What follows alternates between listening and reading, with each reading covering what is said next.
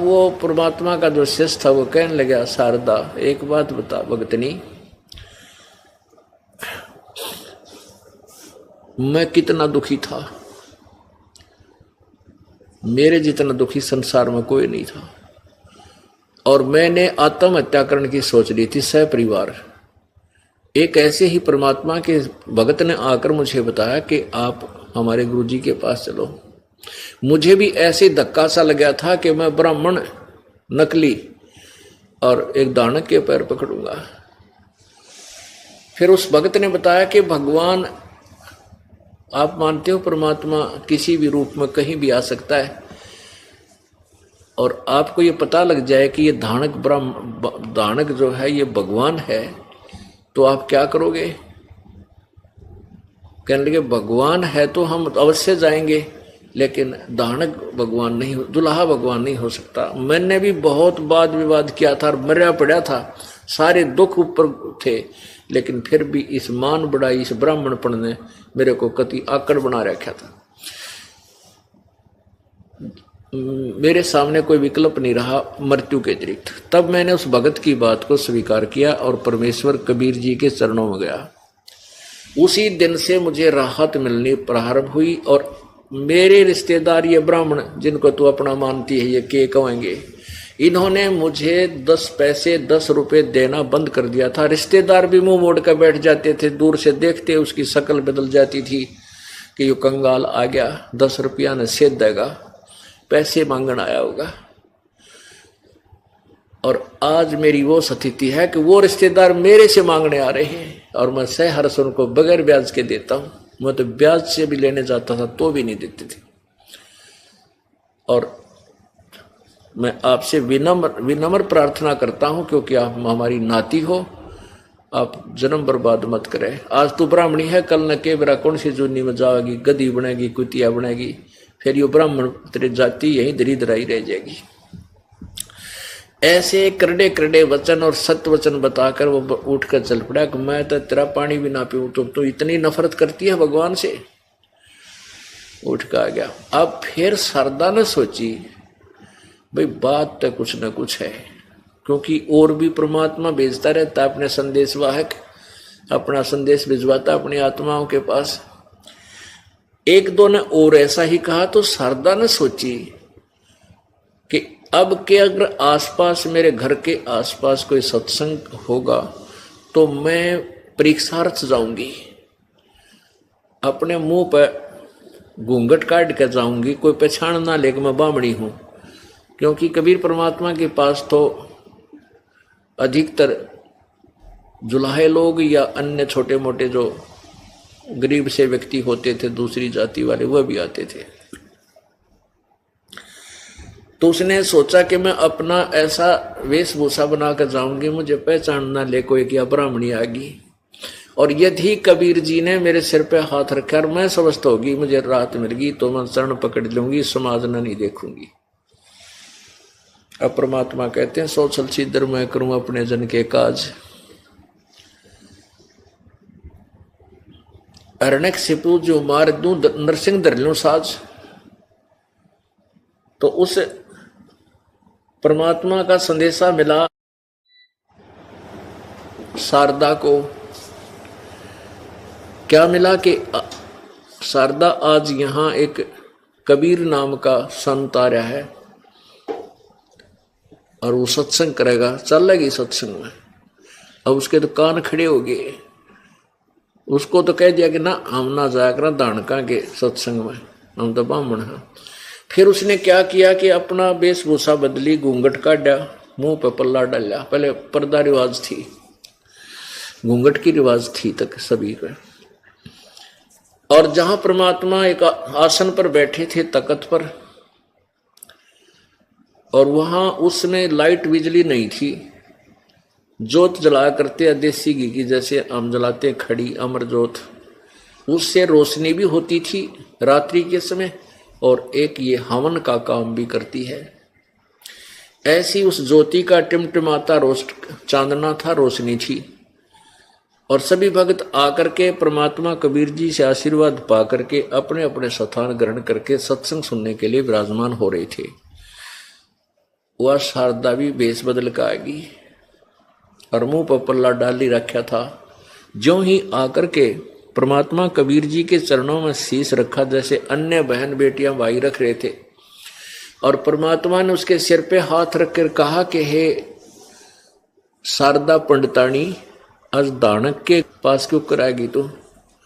अब जो ही उस परमेश्वर ने उसके हाथ रखा सिर पे, उसका वो दर्द दूर हो गया, वो दुख निकत्ती खत्म हो गया, जैसे था ही नहीं। एकदम इतना हल्का पुल्का शरीर हो गया। और ऊपर से परमात्मा ने चोट मार दी कि तू पंडितानी होकर और एक दानक के पास चरण छूना आएगी, तने क्या कहेगी दुनिया। परमात्मा ने पहचान ली तो और शर्मिंदा होगी कि सचमुच ये अंतर्यामी भी है, और दुख दूर हो गया। वहीं चरण पकड़ दिए और अपने अपशब्दों की बहुत ही याचना की, अक्षमा याचना की, प्रायश्चित किया कि परमात्मा मुझे नहीं मालूम था आप सचमुच भगवान आए हो। कहते हैं जिसका जिससे दुख दूर हो जाए उसके लिए परमात्मा तुल्य हो जाता है। और जब ये दुख किसी से निवारण हो ही नहीं रहा था, भगवान बिना सभी कहे थे इसको तो ये तुम्हारे प्रारब्ध में है, ये तो कट ही नहीं सकता, और वो काट दिया तो वो के था, भगवान था। वो भगवान है, था और रहेगा, कबीर परमेश्वर। अब फिर बैठ गई वह शांति, तो सत्संग सुना, और फिर परमात्मा ने उस प्यारी आत्मा को सभी को सत्संग सुनाया। भाई और बात तेरे काम न आवे, तू संतों शरण लाग रे। के सोवे गफलत में बंदे, जाग जाग नर जाग रे, जाग जाग नर जाग रे। और बात तेरे तो संतों शरण लाग रे। के सोवे गफलत में बंदे, जाग जाग नर जाग रे, जाग जाग नर जाग रे। इस तन सराय में जीव मुसाफिर, करता रहे दिमाग रे। तन सराय में जीव मुसाफिर, करता रहे दिमाग रे। रात बसेरा कर ले डेरा, चले सवेरा त्याग रे, चले सवेरा त्याग रे। और बात तेरे काम न आवे, संतों शरण लाग रे। के सोवे गफलत में बंदे, जाग जाग नर जाग रे, जाग जाग नर जाग रे। उमदा चोला बना अनमोला, ये लगे दाग पे दाग रे। उमदा चोला बना अनमोला, लगे दाग पे दाग रे। दो दिन की गुजरान जगत में, क्यों जले बिरानी आग रे, क्यों जले बिरानी आग रे। और बात तेरे काम न आवे, तो संतों शरण लाग रे। के सोवे गफलत में बंदे, जाग जाग नर जाग रे, जाग जाग नर जाग रे। कुबद का चढ़ी चढ़री चित पे, तू होया मनुष्य से नाग रे। कुबद का चढ़ी चढ़री चित पे, तू होया मनुष्य से नाग रे। सूझे नहीं सजन सुख सागर, बिना प्रेम बैराग रे, बिना प्रेम बैराग रे। और बात तेरे काम न आवे, संतों शरण लाग रे। के सोवे गफलत में बंदे, जाग जाग नर जाग रे, जाग जाग नर जाग रे। हर सुमरे सो हंस कवावे, यो कामी क्रोधी काग रे। हर सुमरे सो हंस कवावे, कामी क्रोधी काग रे। बहुरा न भर में विष के बन में, चल बेगमपुर बाग रे, चल बेगमपुर बाग रे। और बात तेरे काम न आवे तो संतों शरण लाग रे, के सोवे गफलत में बंदे, जाग जाग नर जाग रे, जाग जाग नर जाग रे। शब्द सैन सतगुरु की पेछानी, पाया अटल सुहाग रे। शब्द सैन सतगुरु की पेछानी, पाया अटल सुहाग रे। नितानंद महबूब गुमानी, परगटे पूर्ण बाग रे, परगटे पूर्ण बाग रे। और बात तेरे काम न आवे तू संतों शरण लाग रे, के सोवे गफलत में बंदे, जाग जाग नर जाग रे, जाग जाग नर जाग रे। परमेश्वर कबीर जी सत्संग के द्वारा अपनी प्यारी आत्माओं को सुना रहे हैं कि ये मानुष जीवन बार बार नहीं मिलता। ये एक आपने जो शरीर मिला है आपको, ये कुछ समय के लिए आपने किराए पर प्राप्त किया है। परमात्मा ने ही आपका ये 5 तत्वों का महल बनाकर, ये सरा बनाकर आपको दे रखी है, धर्मशाला चलती फिरती। और ये आपको कुछ समय के लिए प्राप्त है, जितना आपने किराया दे रखा है इसका, जितने आपके संस्कार हैं। और इस तन सराय में जीव मुसाफिर, ये जीव एक यात्री है और एक रात्रि के लिए इस धर्मशाला में रुका है। ये जीवन जो है एक रात्रि है, और जब ये जीवन समाप्त होगा तो आपका यो सपना टूटेगा और ये आपका शरीर यहाँ से खत्म हो जाएगा। इसको छोड़ के आप चले जाओगे, आपका किराया पूरा हो जाएगा। तो क्या बताते हैं, रात बसेरा कर ले डेरा, तू चले सवेरा त्याग रे। इस मनुष्य शरीर को प्राप्त करके आप गफलत में सो रहे हो। कौन सी गफलत है? अज्ञान रूप अंधकार में, और इस मोह ममता की नींद में आप गहरे सो रहे हो। आपको जगाने के लिए परमात्मा स्वयं भी आते हैं और हमारे जैसे दास की भी ड्यूटी लगाते हैं आपको जगाने के लिए। और जो पुण्यात्मा होते हैं वो जाग जाते हैं और अपने मूल काम को प्रारंभ कर देते हैं, जो मनुष्य जीवन का होता है, आत्म कल्याण का, सत्य भक्ति करने वाला जो काम है, उस कार्य को भी वो तुरंत शुरू कर देता है। तो क्या बताते हैं कि रात बसेरा कर ले, इस तन सरा में जीव मुसाफिर, करता रहे दिमाग रे। आप अपने विचारों से सब सेट होए बैठे हैं, मैं न्यू कर दूंगा, मैं न्यू कर दूंगा, ऐसे कर दूंगा, एक कोठी बनाऊंगा, एक कार ले लूंगा, और वो तो चल ले ले जो तेरे भाग में मिल जाएगा, लेकिन परमात्मा की भक्ति में भी थोड़ी रुचि बना। अब जैसे हमने कितने दिमाग में, अपने दिमाग में के सोच रखा है। एक व्यक्ति जा रहा गया किसी कामवश और वापस नाइट सर्विस से आ रहा रात के 1 बजे, कि जल्दी जा करके ऐसा करूंगा, घर पहुंचूंगा, वहां ऐसा करूंगा, वो लाऊंगा, फलाना दे के आना, उसको लेके आना। रास्ते में एक्सीडेंट हो गया, वहीं मर गया। अब वो सारे आगे के पुल बांध रहा था, वह सारे दरे दराए रह गए। तो परमात्मा कहते हैं, यदि तू मेरी शरण में होता, और चलो यात्रा तक करनी है थी, काम भी करने ही हैं, एक तो वो आने जाने का जो समय तुझे लगा, भगवान की भक्ति करता जाता, भक्ति करता आता, जिस कामवश आप गए हो वो काम तो वहां जाने पर ही होना था। बीच में जो 2 घंटे 3 घंटे सफर, 4 घंटे का था, 3-4 का आने का था, वो परमात्मा की भक्ति में लगा सकते थे यदि आपके पास ये मंत्र होता तो, ये नाम होता। और फिर आपके ऊपर ऐसी आपत्ति जो बीच में मृत्यु होती, ये टल जाती, आपके वह काम भी ठीक होते।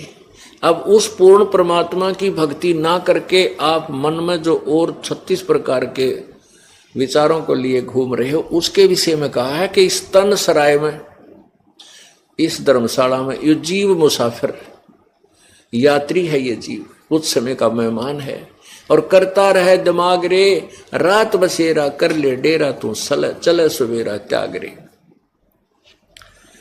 उमदा चोला बना अनमोला, लगे दाग पे दाग रे, 2 दिन की गुजरान जगत में क्यों जड़े बिरानी आग रे। हम अपने बच्चों को सुखी बनाने के लिए, धनी बनाने के लिए बड़े बड़ी कोठी इनको बनवा के दे दूं, उसके लिए हम क्या करते हैं कि तो 2 नंबर का धंधा करें, 100 जगह झूठ बोला, सारा दिन ले ले आजा, ले ले आजा, नो कर ले। परमात्मा कहते हैं जो तेरे प्रारब्ध में लिखा हुआ ही मिलेगा।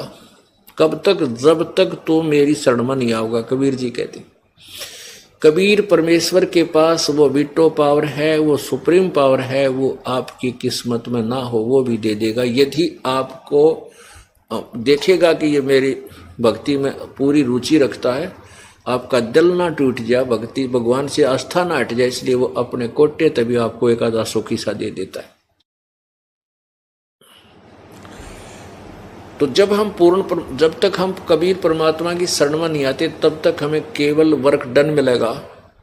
ब्रह्मा विष्णु महेश वर्क डन देंगे, ब्रह्म भी किए कर्म का फल ही देगा, कोई परिवर्तन नहीं कर सकता, पर ब्रह्म भी नहीं कर सकता, केवल पूर्ण ब्रह्म परम अक्षर ब्रह्म कर सकता, वो कबीर देव है। और वो तभी करेगा जब आप पूर्ण परमात्मा उसकी शरण में, उसी के नुमाइंदे परम संत तत्वदर्शी संत के माध्यम से उसकी शरण ग्रहण करोगे, तब वो कबीर परमेश्वर आपको लाभ देगा, विशेष लाभ देगा, जो आपके भाग्य में ना होगा तो भी देगा, लेकिन वो वही देगा जो आपके हित में होगा।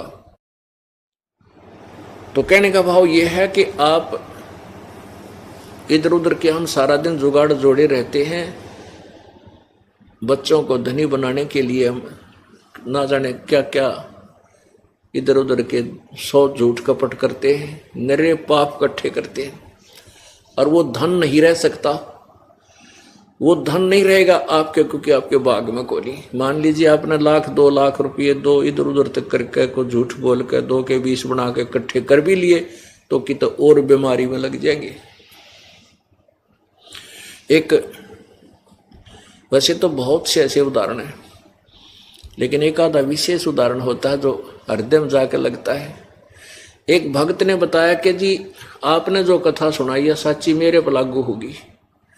मैंने ऐसे तरीके से धन इकट्ठा किया, मेरा इकलौता पुत्र था, न सोचूं था इस बच्चे के लिए बढ़िया कोठी बना दूं, घना इसके लिए धन बैंक में जमा करा दूंगा, ये सुखी रहेगा।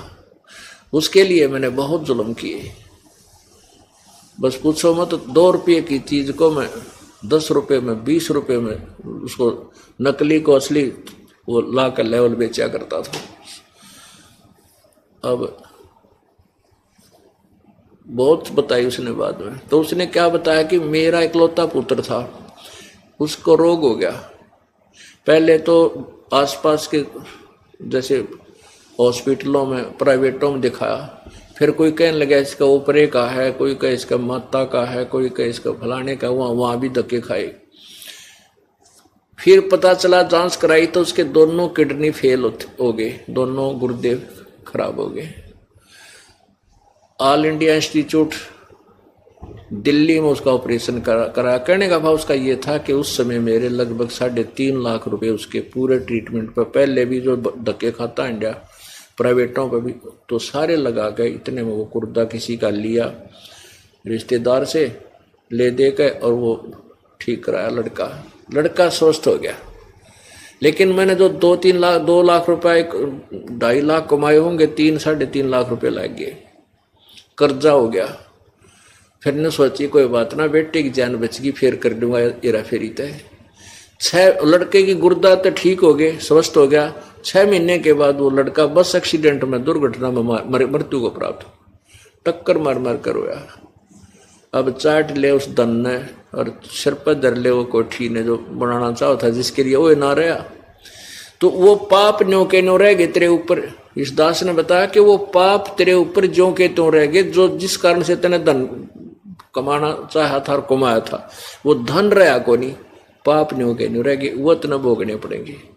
और कबीर परमेश्वर की चरणों में आकर के सतभक्ति करने से वो पाप नष्ट हो जाते हैं। केवल यही एक प्रभु है जो हमारे पाप अक्षमा कर सकता है। अब कबीर परमात्मा अपनी डबल रोल करते थे कि मैं उस समर्थ का दास हूं, उस समर्थ का दास हूं जिसकी शरण में आने से कभी ना हो अकाज। अपने महिमा आप ही बताते थे।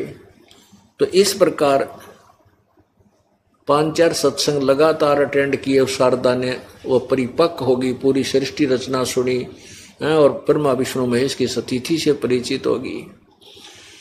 तो एक बार उस सर्वानंद जी ने क्या किया, सर्वानंद जी ने सोचा कि मैंने सभी ब्राह्मणों को पराजित कर दिया है, ऋषि महर्षियों को, क्यों ना मैं अपना नाम सर्वाजीत रख लूं कि सभी मुझे एक ही बार देख लें, मेरे नाम से ही परिचित हो जाएं कि ये है वो सर्वाजीत जिसने सबको जीत लिया। ये विचार करके उसने अपनी माता शारदा जी से कहा कि माता जी आप मेरा नाम सर्वाजीत रख दो। माता ने कहा बेटा सर्वानंद कौन सा बुरा नाम है, ये भी तो बहुत अच्छा नाम है। कि माता जी ऐसे है ना, मैंने सभी विद्वानों को, महर्षियों को, गुरुओं को, ब्राह्मणों को, सबको पराजित कर दिया और मैं सबसे विजयी हो चुका हूँ, इसलिए मैं सर्वजीत नाम रखवाना चाहता हूँ ताकि मेरे नाम के सुनते ही सब ने पता लग जाए कि आ गया सर्वजीत जिसने सब विद्वानों को पराजित कर दिया। तो माई ने बोली बेटा एक विद्वान को और पराजित कर दे, फिर मैं अपने बेटे का नाम सर्वजीत रख दूंगी। तो सर्वानंद ने पूछा कौन है माता, बता मुझे जल्दी। कि मेरे गुरुजी है ना कबीर जी। अब परमात्मा का जब नाम लिया शारदा ने तो उसको पता चला था कि सर्वानंद को, और वो कहा करता माँ तने तो जो है ना हमारी इज्जत माटी में मिला दी, कहाँ फंस गई, कि चलेगी तो क्या कहेगी दुनिया। तो वो तो कह दिया करती बेटा जिसका लगा वो जाने, मन मुझे मालूम है मेरे साथ जो बीत रही थी और मैं सुखी हुई। चल माँ को से ज्यादा विवाद उसने इस विषय में नहीं किया था। फिर जब उसने कहा कि तू उस मेरे गुरुदेव को पराजित कर दे कबीर जी को, तब मैं मान जाऊंगी तुझे और फिर मैं तेरा नाम सर्वजीत रख दूंगी, ना तो तेरी माँ तेरा सर्वजीत नाम कभी नहीं रखे।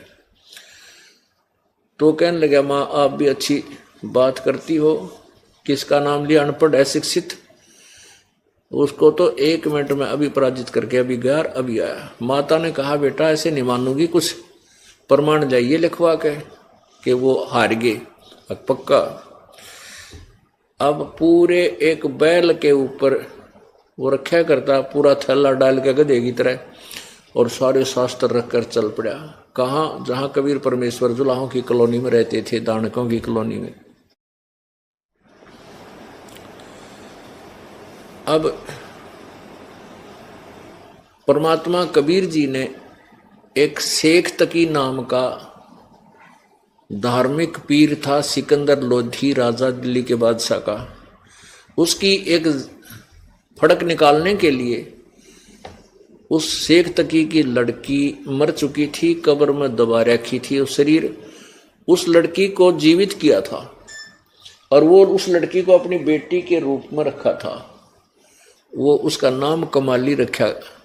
तो वो कमाली 16-17 साल की, 18 वर्ष की लड़की हो रही थी, 15-16 वर्ष की, और वो पानी जल लेने के लिए, जल भरने के लिए कुएं पर गई हुई थी। दोपहर का समय, 12 बजे, जून का महीना, वो पानी जल लेने गई हुई थी कुएं से। उधर से सर्वानंद जी वहां पहुंच गए, उस रास्ते आ रहे थे और रास्ते में वो कुआं था।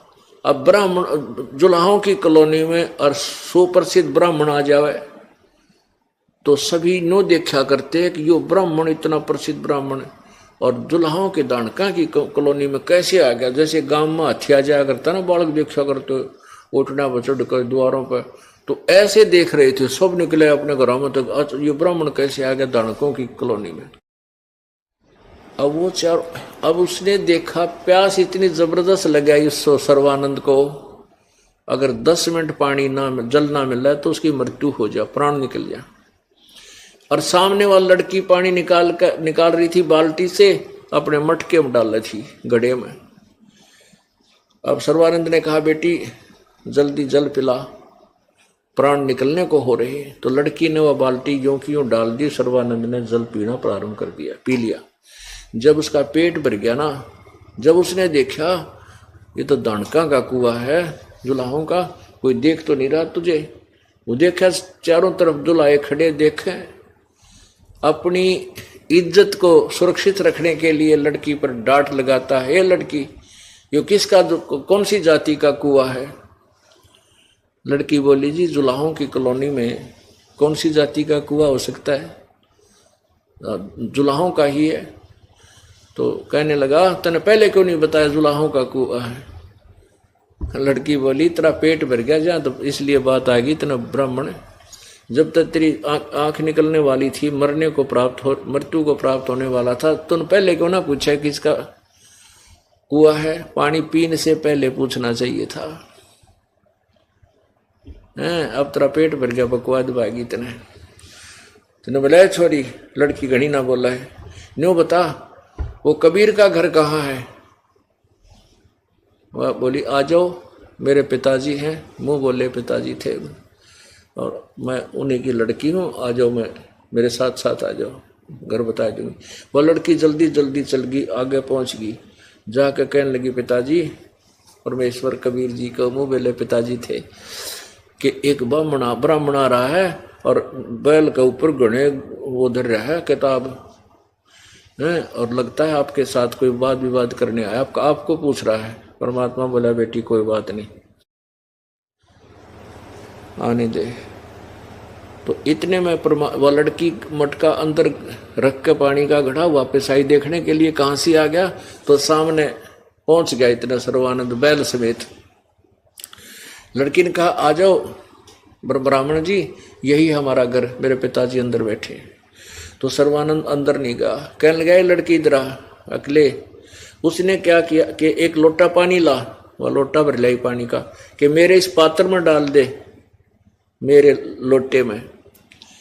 अब उसने लड़की ने पात्र में डाल दिया, कहने लगा, भर दे फुल। कति फुल भरवा लिया, ऊपर का उतरना हो गया। उसमें कोई सुई भी डाल दे तो भी पानी बाहर निकल जाए, इतना भरवा लिया। और कहा कि जाए कबीर को ये मेरा पात्र ले जाकर दे दे, और इसका जो उत्तर दे मुझे बतावे। अब वह लड़की धीरे धीरे पकड़ कर लेगी उसके लोटे ने, जाके कहने लगी, पिताजी, उस ब्राह्मण ने ना ये लोटा दिया पानी का, ने कहा कबीर के आगे रख दे, वो क्या उत्तर दे मुझे बता। परमात्मा कबीर जी ने एक बड़ी सुई रखी थी, बड़ी सुई इतनी लंबी होती है हवा, ये बड़े बड़े तरपाल सीमण की, वो उठा के और उस जल में डाल दी लोटे में, और कहा, बेटी जा दे का सर्वानंद को, और बाहर रखड़ा ब्राह्मण को। और लड़की धीरे धीरे धीरे आई कि ले ब्राह्मण पकड़ तेरा लोटा। परमात्मा सर्वानंद बोला, क्या उत्तर दिया कबीर ने। लड़की बोली, उत्तर कुछ नहीं दिया गुरु, मेरे पिताजी ने तो इसमें सुई डाल दी लोहे की। तब वो अंदर गया और कहने लगा, कबीर तूने मेरे प्रश्न का क्या उत्तर दिया। परमेश्वर ने पूछा कि आपका प्रश्न क्या है। सर्वानंद ने बताया कि मैंने पानी का लोटा इसलिए तेरे पास दिया था, ये लबालब भरा हुआ, कि मैंने अपनी माता जी से सर्वाजीत नाम रखवाना है। मैंने सभी ब्राह्मणों को, सभी ऋषि महर्षियों को शास्त्रार्थ में पराजित कर दिया है, और मैं अपना नाम सर्वाजीत रखवाना चाहता हूँ। और मेरी माँ ने शर्त रख दी है कि मैं आपको पराजित करके जाऊंगा, तब मेरी माँ मेरा सर्वाजीत नाम रखेगी। मेरा ये लोटा पहुंचाने का तात्पर्य ये था कि मैं जैसे इस लोटे में और जल डालने का स्थान नहीं है, और जल नहीं डलेगा तो बाहर जाएगा, ऐसे मैं सदग्रंथों के ज्ञान से भरा पड़ा हूँ। तेरे ज्ञान की मुझे जरूरत नहीं, तेरा ज्ञान मेरे में नहीं समाएगा, बाहर ही जाएगा, इसलिए तू अपनी हार लिख दिए। परमात्मा बोला मेरा भी उत्तर सुन ले के था। कबीर परमेश्वर बोले मेरा उत्तर सुन ले के था। क्या था बता? सर्वानंद बोला कि मेरा ऐसा वजनदार ज्ञान है कि तेरे ज्ञान ने बाहर निकाल देगा, तेरी छाती में जाकर बैठेगा। जैसे सुई मैंने डाली, तेरा पानी बाहर निकल गया, सुई ने तेरे लोटे की तड़ी में जगह बना ली। ऐसे मेरा दो तत्व ज्ञान है, तेरे ज्ञान को बाहर फेंक देगा सारे को और तेरे अंदर समा जाएगा। अच्छा ऐसा कैसा ज्ञान है? तू मेरे शास्त्रार्थ कर, ये कर। तो ऐसा जब सुना कि भी योग शास्त्रार्थ करने आ रहा है, तो जुलाहे लोग इकट्ठे हो गए कि उस कॉलोनी में तो वो जुलाहे थे। अब सर्वानंद ने कहा कि प्रश्न करो, प्रश्न करो। परमात्मा ने कहा कौन ब्रह्मा का पिता है और कौन विष्णु की मां, शंकर का दादा कौन है? सर्वानंद दे बता। तो क्या कहता है? इसका ब्रह्मा विष्णु महेश अजरो अमर है, इनके कोई माता पिता नहीं। सर्वेश्वर महेश्वर कालेश्वर सब कुछ नाम दर दिए और सर्व सृष्टि रचान हार ये हैं, इनके कौन माता पिता? देखो देखो ये क्या बात कर रहा है। तो परमेश्वर ने कहा कि आपके पास विष्णु शिव पुराण है। सर्वानंद कहने लगा है कि उसमें देखो निकाल के रुद्र संहिता अध्याय 5, 6, 7 इसमें क्या लिखा है। अब पुण्यात्माओं, इन दुष्ट आत्माओं ने आंखों देखकर भी जनता को सच्चाई नहीं बताई। किन्होंने? इन नकली गुरु और ऋषि महर्षियों ने अपने अभिमानवश। अब देखिएगा शिव पुराण में आज से 600 वर्ष पहले परमात्मा ने बताई थी, जो कि इन सदग्रंथों में विद्यमान है। ब्रह्मा विष्णु महेश के माता पिता हैं। ये देखिएगा श्री शिव पुराण, गीता प्रेस गोरखपुर से प्रकाशित है। संपादक है हनुमान प्रसाद पोदार, मुद्रक प्रकाशक एवं मुद्रक गीता प्रेस गोरखपुर, गोविंद भवन कार्यालय कोलकाता का संस्थान। इस रुद्र संहिता में क्या लिखा है ये देखिएगा। ये है रुद्र संहिता।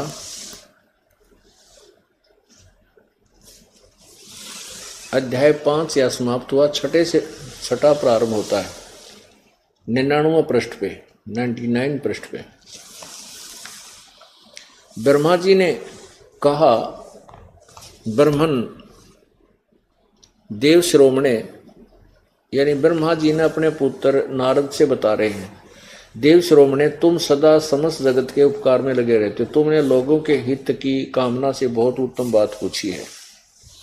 जिस समय समस्त चराचर जगत नष्ट हो गया था, सर्वत्र केवल अंधकार ही अंधकार था, न सूर्य दिखाई देते थे, न चंद्रमा, अन्य ग्रहों और नक्षत्रों का भी पता नहीं था, न दिन होता था न रात, अग्नि पृथ्वी वायु आदि कुछ भी नहीं थे।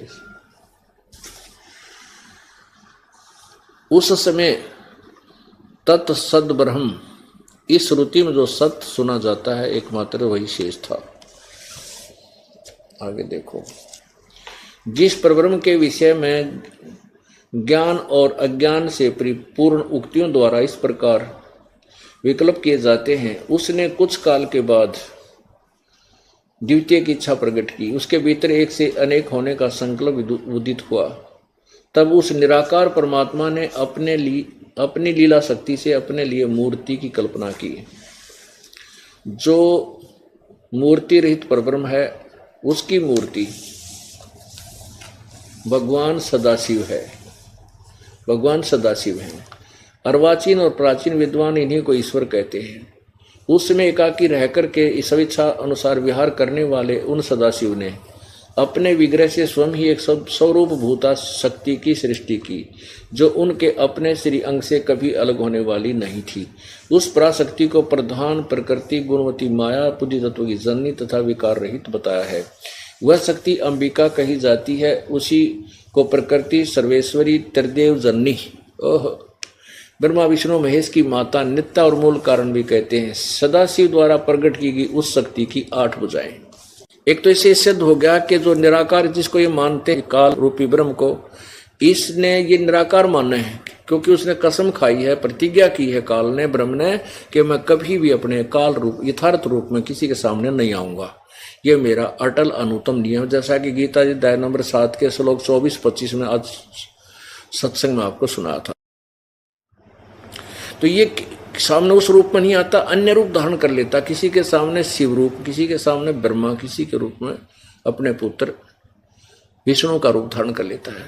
तो इसीलिए ब्रह्मा जी बता रहे हैं कि उस निराकार ने एक बार शिव जी की रूप बना लिया। ब्रह्मा के सामने आओगा तो शिव जी रूप बना का होगा, या विष्णु रूप बना के आएगा। ब्रह्मा रूप बना का हो तो वो फिर विचलित हो जाए। तो उसने, अब ब्रह्मा बता रहा है कि वो सदाशिव ने, फिर निराकार भगवान सदाशिव बन गया, और उसने अपने अंदर से एक स्त्री निकाली, दुर्गा प्रकृति। जबकि ये स्त्री कहानी कबीर परमात्मा ने ब्रह्मा को बताई थी। ब्रह्मा ने कुछ सुनी, कुछ अनसुनी करके, कुछ अपना मिश्रण करके अब ये पुराण में लिखा है। इसका वास्तविक यह है, कबीर परमेश्वर ने उस काल ने जब ये दुर्गा को खा लिया था, अंदर उसके पेट में चली गई थी, परमेश्वर कबीर जी ने आकर के उसके शरीर से निकाली थी। अब ये ब्रह्मा जी ने अपने हिसाब से अटकल ला कर बताई है, पर सच्चाई कुछ हद तक है। अब क्या कहता है कि उस काल के शरीर से निकली दुर्गा, इसको प्रकृति भी कहते हैं, तीनों देव की जननी है, ये 8 भुजा वाली है। आगे देखो, ये शक्ति के 8 भुजाएं हैं। नाना प्रकार के आभूषण उसके श्रीअंगों की शोभा बढ़ाते हैं। वह देवी नाना प्रकार की गतियों संपन्न और अनेक प्रकार के अस्त्र शस्त्र धारण करती है। एकाकिनी होने पर भी वह माया संयोग वसात अनेक हो जाती है। जैसे 3 रूप धारण और कर लिए थे, लक्ष्मी, सावित्री और पार्वती का। और वे जो सदाशिव है उन्हें परम पुरुष ईश्वर शिव शंभु और महेश्वर कहते हैं। वे अपने सारे अंगों पर भस्म रमाए रहते। उन काल रूपी ब्रह्म ने, ये काल रूपी ब्रह्म है जिसको सदाशिव कहते हैं, इस काल रूपी ब्रह्म ने एक समय शक्ति के साथ, ये नाथ शब्द गलत है, शक्ति के साथ शिवलोक नामक अक्षेत्र का निर्माण किया। उस उत्तम अक्षेत्र को काशी कहते हैं।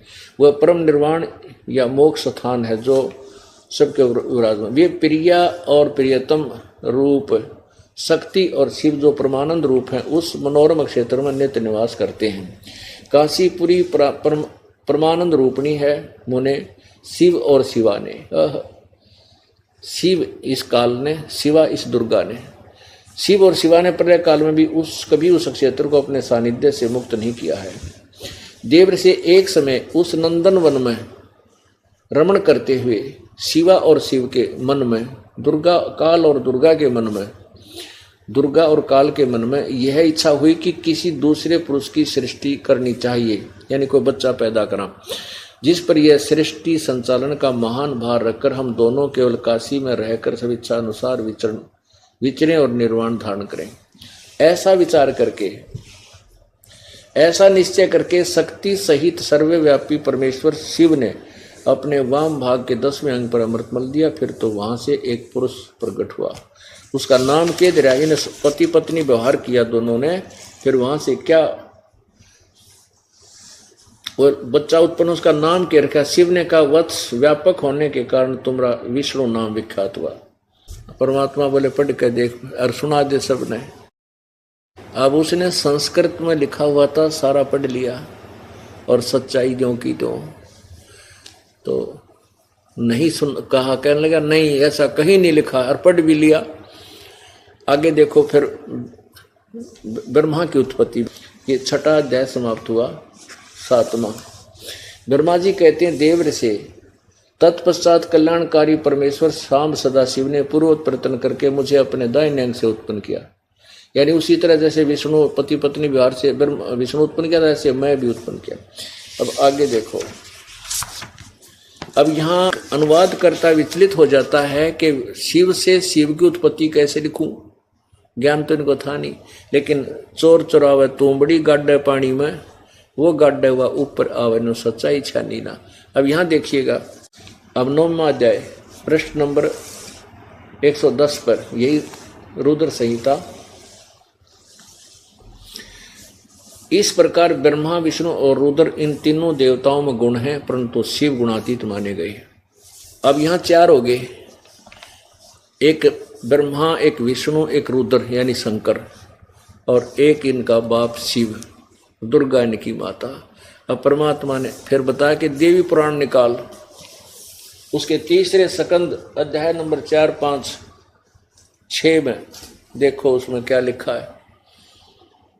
अब वह भी पढ़ी न्यो की न्यो पाई, लेकिन कहते हैं राज तजना सहज है, सहज त्रिया का ने, और मान बढ़ाई ईर्षा दुर्लभ तजना ये। अपने मान बढ़ाई के लिए जनता को भ्रमित कर देना उन्होंने उचित समझा, और सत्य को उजागर नहीं करना चाहा। कहने लगा झूठ बोलता है, कहीं ऐसा नहीं लिखा है। और फिर उसने जो कोई श्लोक सलाह घोट रखे थे किसी और पुराण के या कोई वेद के मंत्र थे, वो संस्कृत बोलनी शुरू कर दी। 1 घंटे तक संस्कृत बोलता रहा। अब उस समय 2 विद्वानों का फैसला कौन करते थे? जनता, जिसने क्या का ज्ञान नहीं, वो ताली बजा देते थे किसी के हक में, और वाह वाह वाह, तो वो विजयी हो जाता था। न्यू भट्ठा बैठ रहा था, शास्त्रार्थ ने न्यू नाश कर रखा था। अब उन जुलाहा व्यक्तियों ने जो अशिक्षित थे, उन्होंने सर्वानंद की सुनकर वह राम एक कंटिन्यूस धारावाहिक संस्कृत जिसको वो स्वयं भी समझ नहीं सकते थे, और कह दिया वाह सर्वानंद, वाह सर्वानंद, वाह वाह। तो कबीर साहब पराजित कर दिए और वो डांगर विजयी हो गया, वो सर्वानंद। एक समय एक किसान का लड़का 6ठी कक्षा में पढ़ा करता, पहले 6ठी कक्षा से अंग्रेजी शुरू होया करती,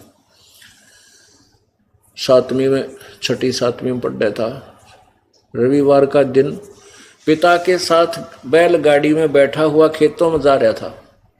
सामने से एक अंग्रेज अपनी मोटर कार से आ रहा था। उसने उन गाड़ी वालों को हाथ इशारा देकर रुकवाया, वो रुक गए और उनसे अंग्रेजी में बात करने लगा कि मैंने उस गांव जाना है, क्या मैं ठीक जा रहा हूं, इंग्लिश बोल के। अब वो लड़का जो था वो अंग्रेजी पढ़ा करता, पिताजी के सामने अंग्रेजी में ऐसे याद कर रखे थे, वो सुनाया करता, सिक लीव पढ़ा करता, याद कर रहा था। तो पिताजी बोला, बेटा यू अंग्रेज के अंडी पाक रहा है, अंग्रेजी बोल कर सुनाओ, जानू हम ना आती है कोई ना, मेरा बेटा भी तो अंग्रेजी जाने, सुना दे। तो भी इसको हम भी अंग्रेजी जानते। तो उस लड़के ने सिक लीव सुना दी, छुट्टी के लिए प्रार्थना पत्र इन इंग्लिश। अब वो सुनाने लग गया कि I am sick, I am ill today, I can not come to school, please grant me 1 day leave, your faithfully such and such, नाम बता दिया। अब उस अंग्रेज ने पूछा तो रास्ता वो सुना उसको, सिक लीव छुट्टी की प्रार्थना पत्र, तो माथे माथ मारा और अपना चलता अपना किसी मूर्ख से टकराया, पूछ रहा हूँ रास्ता सुनाओ, सिक लीव। तो उसके पिता ने अपने पुत्र की कमर थपथपाई, वाह बेटा तने मेरी इज्जत रख दी, और अंग्रेज बजा दिया अंग्रेजी बोल के।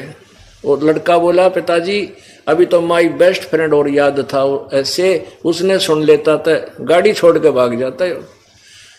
तो ये इसे परमात्मा पूछ रहा है कि इसमें क्या लिखा है, पढ़ के सुना, ब्रह्मा विष्णु महेश के माता पिता कौन है, और फिर वो तो सुनाया नहीं और बकवाद सुनाने लग गया और उससे विजयी हो गया। तो पुण्यात्माओं ऐसी यह बात बिगड़ रही थी अभी तक। तो परमेश्वर बोला, भाई ठीक है आप जीत गए, मैं हार गया। कबीर जी बोले, और ठीक है जा तो अपने घर में। सर्वानंद कहने लगा, ऐसे नहीं जाऊंगा, मैं लिखवा के लेके जाऊंगा, मेरी माँ ने कहा है। अगर लिख ले भाई, मैं तो अनपढ़ हूँ, अशिक्षित हूँ, आप लिख लो, मैं अंगूठा ला दूंगा। उन्होंने लिख लिया कि शास्त्रार्थ में सर्वानंद विजयी हुआ और कबीर जी पराजित हो गए। अंगूठा ला दिया और ले आया। अपनी माँ से कहने लगा, माँ देखा ना, गया और आया, मिनट में हरा दिया। उसकी माँ बोली, बेटा कुछ प्रूफ लाया, तू प्रमाण दिखा मुझे। कहने लगा, हाँ माता प्रमाण लाया हूँ, कागज। कहने लगे, पढ़ के सुना बेटा। वो पढ़ने लगा, उस लेख को क्या लिखा पाया कि शास्त्रार्थ में सर्वानंद हार गया और कबीर विजयी हुआ। उसकी माँ बोली, रे तूने कहा मैं जीत का है तो तार का है बेटा। नो कहा माता जी मैं कई दिन से शास्त्रार्थ में था, रात ने सोया नहीं था, नींद आ गई थी, नींद में विचलित था, मेरे से गलत लिखा गया, अब दोबारा लिखवा के लाता हूँ। दोबारा लिखवा लिया। दोबारा गया तो कबीर परमेश्वर से कहा कि भगवान के हे कबीर जी मेरे से गलती से उल्टा लिखा गया, मेरी माँ नहीं मान रही है, दोबारा लिखवाना पड़ेगा। कबीर जी बोले लिख ले भाई। दोबारा लिख लिया कि शास्त्रार्थ में सर्वानंद विजयी हुआ, कबीर जी पराजित हुए, अंगूठा ला दिया। अब फिर जाकर देखा, अब उसने घर में प्रवेश करने से पहले फिर पढ़ा, कदे फिर उल्टा लिखा गया हो तो सही था। अंदर जाकर बोला माँ सुनाऊं? अब सुना बेटा। उन्होंने फिर देखा, उसमें क्या पाया कि शास्त्रार्थ में सर्वानंद हार गया। आगे ना बोला। माँ बोली रे तू के ड्रामा कर रहा है, लिख के लावा है, केर सुनावे है क्या? तू तो फिर कह रहा हार गया। ने बोला माँ इबका जाता हूँ। इबका फिर गया परमात्मा से, फिर वही प्रार्थना की। परमात्मा बोले लिख ले भाई, मेरे के गुठा गस्सा है, फिर लिख दूँ ला दूंगा। अब उसने फिर लिख लिया, फिर लगा लिया, आ गया। अब उसने सोची बाहर पढ़ता हूँ तो बिल्कुल ठीक है, घर में घुसते ये अक्सर कैसे उल्टे सुलटे हो जाते। अब बाहर से लगा उसको पढ़ने, यानी चौखट से बाहर से देख रहा है, बिल्कुल अंदर भी प्रवेश हो गया। प्रवेश जब हो लिया, घर में जाते ही बोला माँ सुनाऊं? अब सुना। उसकी आंखों के सामने अक्षर चेंज हो गए, सर्वानंद हार गया और कबीर साहब विजयी हो गया। आंख फटी की फटी रहेगी जब अक्षर चेंज हुए उसकी आंखों के सामने। नो का नो बैठ गया, कति कर्जा का ऊपर लग गया। पर उसकी माँ बोली रे बोलता कोई ना विद्वान, सोना पढ़ के लिखवा के लिया। कुछ नहीं बोला। ने बोला माँ पता नहीं क्या हो गया, ये अक्षर मेरी आँखें का आगे चेंज हो गए। ने बोले अरे तो झूठे, ये तो चेंज होने थे, भगवान सच्चा तो झूठ बोला, सच्चाई को नहीं माना तूने। उड़े पैर पकड़ दिया अपनी माँ के, हक माँ मेरे से गलती होगी। वो तो सचमुच भगवान पढ़े, अनपढ़ होकर के सारे सदग्रंथों को उंगलियों पर रट रखा है और मैं अभिमान वश नहीं मान सका। उसकी माँ बोली भाई जा चाल बरा बेटा, कल्याण करवा ले, तेरी बिरान माटी हो जाएगी, तू पशु बनेगा। और बेटा मेरे में देखा नहीं जाता तेरा दुख, तो किसका विद्वान है। तब ने बोला माँ मेरे साथ चल। अच्छी आत्मा जो होते हैं वो अभिमान घनी देर तक नहीं करते, मान जाते हैं। ने बोले मेरे साथ चल। और मैंने शर्म लगा है, मुझे नाम दे वाला उन्हीं जुलाहों की कॉलोनी में वही विद्वान एक नंबर का ब्राह्मण, इसको ब्राह्मण कहते हैं। मान गया, चलो कहे सुने थे। फिर दोबारा गया, नाक रगड़ी, नाम ले लिया। अब सर्वानंद की कोई नहीं माने। नो कहे ब्राह्मण पागल हो गया, मूर्ख है, कुजुलाए का चेला बन गया, फिर के पै दिया, इसने अपना बना लिया। अब उस सर्वानंद रिजेक्ट कर दिया पूरे ब्राह्मण समाज ने कि झूठा है, कपटी है। नो कहे ब्रह्मा विष्णु में इसके माता पिता कहीं नहीं लिखा। तो यो बात रोड़ा रानी रखनी थी परमात्मा ने, और सर्वानंद का कल्याण कर दिया। आगे किसी ने स्वीकार नहीं किया, क्योंकि यहां तक ये तत्व ज्ञान छुपा के भी रखना था और उस प्यारी आत्मा का कल्याण भी करना था। बोलो सतगुरुदेव सत सत। पूर्ण परमात्मा कबीर देव जी सर्वश्रेष्ठी रचनहार अपने यथार्थ ज्ञान को प्रदान करने के लिए इस काल के लोक में समय समय पर प्रकट होते रहते हैं। काल भगवान ने सर्व सदग्रंथों के विपरीत ज्ञान पूरे मानव समाज में फैला दिया गया है। उस अज्ञान को समाप्त करने के लिए परमेश्वर स्वयं आते हैं। वे परमात्मा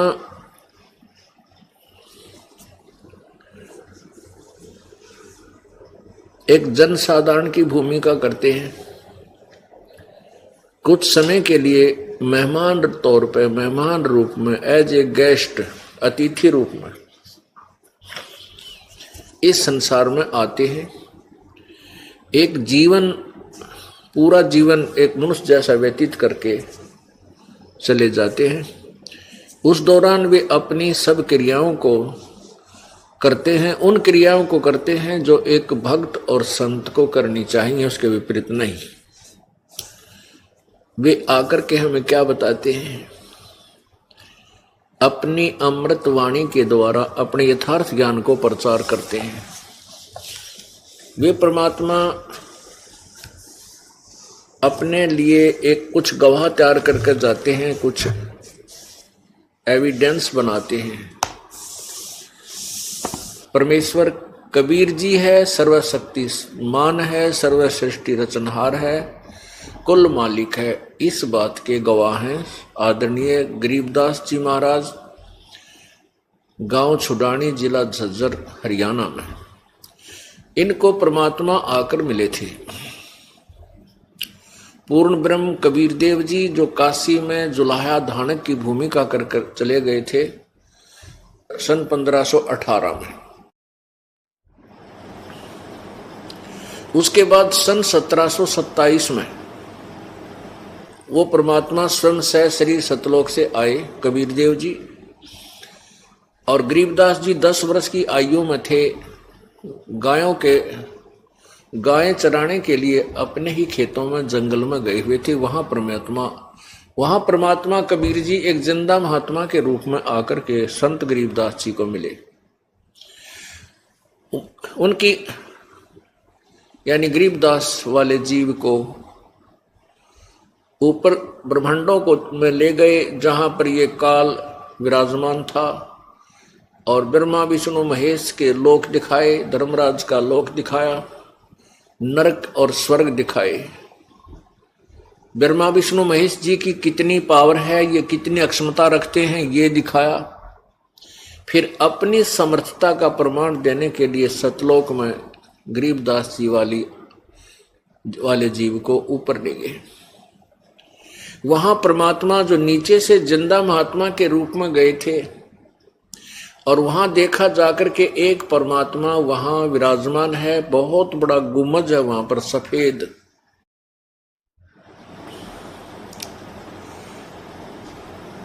जैसे मंदिर नुमा होते हैं, मंदिर का जो छोटा सा बना देते हैं, वो गुम्बद होता है, ऊपर से गोल टाइप होता है, ज्यादा लंबी चोटी नहीं है उसकी।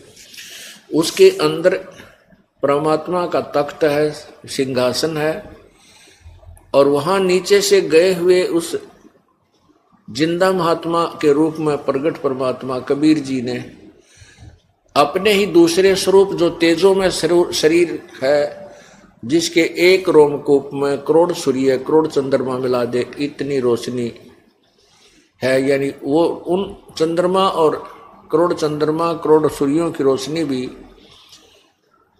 फीकी रह जावे, इतना एक रोमकूप का प्रकाश है परमेश्वर कबीर देव का, अर्थात सत्य पुरुष का।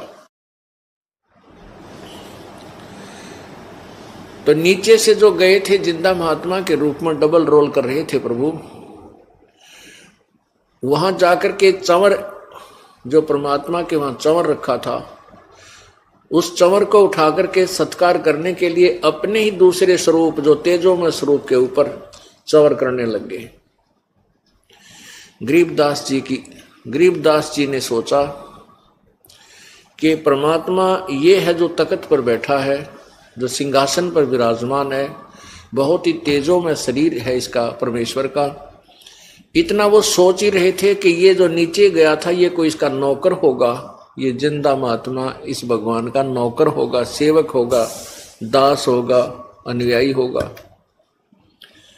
इतना सोच ही रहे थे। इतने में क्या हुआ कि जो भगवान तेजों में शरीर युक्त है वो तख्त पर बैठा था, वो खड़ा हुआ, वो परमेश्वर खड़े हुए, और जो नीचे से जिंदा महात्मा के रूप में गए थे कबीर देव जी, वो पूरे अनंत कोट ब्रह्मांडों के मालिक के उस सिंहासन पर विराजमान हुए।